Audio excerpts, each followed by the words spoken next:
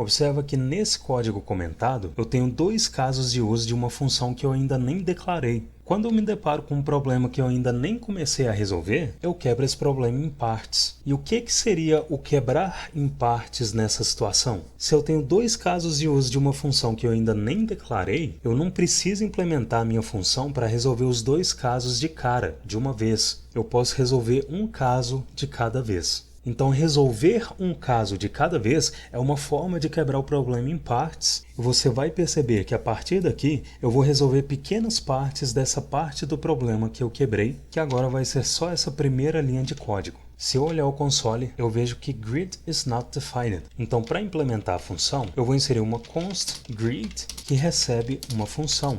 Só isso. Se eu olhar o console, eu vejo que o erro não é mais exibido e agora, no lugar do erro, eu vejo undefined. Por que undefined?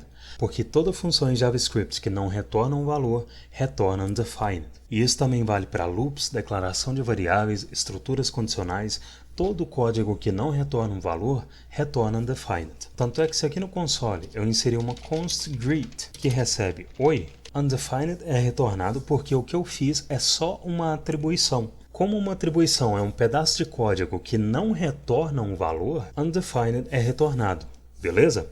Então agora, o que eu tenho que fazer para a função não retornar undefined? Fazer ela retornar um valor. E o valor que ela vai retornar é essa mensagem que o exercício especificou. Se eu salvar, eu vejo que agora a função retornou a mensagem e o meu próximo passo é fazer a função retornar um valor dinâmico no lugar desse placeholder. Observa que a invocação da função recebe um objeto e uma string, e dentro da função eu preciso fazer um destructing nesse objeto e nomear a const do destructing usando a string que a função recebeu no segundo argumento. Então vamos por partes. Eu vou inserir obj como primeiro parâmetro e dynamic name como segundo. Vou inserir blocos nessa função e vou retornar a mensagem. Daqui a pouco você vai sacar por que eu preciso inserir blocos nessa função. Foca aqui comigo.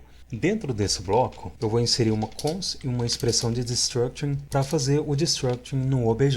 O exercício está pedindo para eu nomear a const do destructing de forma dinâmica. Ou seja, ele está me dizendo implicitamente que a const que eu declarar nessa expressão não precisa saber o nome dessa propriedade name estática que foi declarada no objeto. Como que eu vou fazer isso? Observa que se eu tenho uma const, expressão de destructing, para fazer o destructing num objeto que tem uma prop1 que recebe 1 e prop2 que recebe 2, se no destructing eu inserir prop2, new const, o que vai acontecer aqui? O valor da propriedade prop2 desse objeto está sendo atribuído para new const. Se aqui abaixo eu referenciar new const, eu vejo 2, que é o valor da prop2 do objeto. Só que nesse caso, eu só inseri prop2 de forma estática nessa expressão de destructing, porque eu sei que o objeto tem uma propriedade prop2. E quando eu não sei quais são os nomes das propriedades do objeto? Aí eu uso computed proper name, ou seja, eu envolvo em colchetes o nome da propriedade dentro do destructing. Então, eu vou inserir colchetes dynamic name, name. O que eu estou fazendo aqui? Eu estou atribuindo para name o valor dessa propriedade. E que propriedade é essa? Como esse parâmetro dynamic name está recebendo essa string name e o objeto no qual o destructing está sendo feito tem uma propriedade name, o valor da propriedade name desse objeto está sendo atribuído para essa const name dentro do destructing. Então, se eu substituir esse placeholder por uma interpolação da name e salvar, eu vejo esse valor renderizado na string. Então, agora que eu consegui resolver o primeiro caso, eu vou partir para o segundo caso da invocação da função. E nesse segundo caso, a função recebe um objeto vazio e uma string personName. Observa que nesse caso, como esse parâmetro dynamicName recebeu personName, que é uma propriedade que não existe no obj, e como nessa expressão eu estou tentando atribuir para name um valor de uma propriedade que não existe, adivinha o que a name vai receber?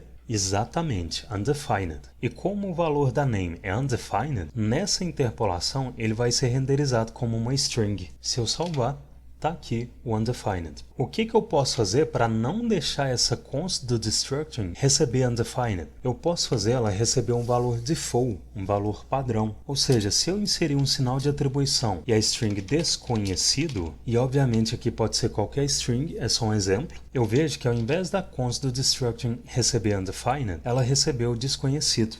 Agora, lembra que lá no início eu disse que ia explicar por que essa função precisa de blocos? Se eu inserir essa expressão de destructing no lugar do parâmetro obj e comentar essa linha, eu vejo um reference error dizendo que dynamicName não pode ser acessada antes de ser inicializada. Ou seja, como nesse destructing eu estou usando a dynamicName, mas a dynamicName só está sendo inicializada em uma parte posterior do código, o reference error é lançado.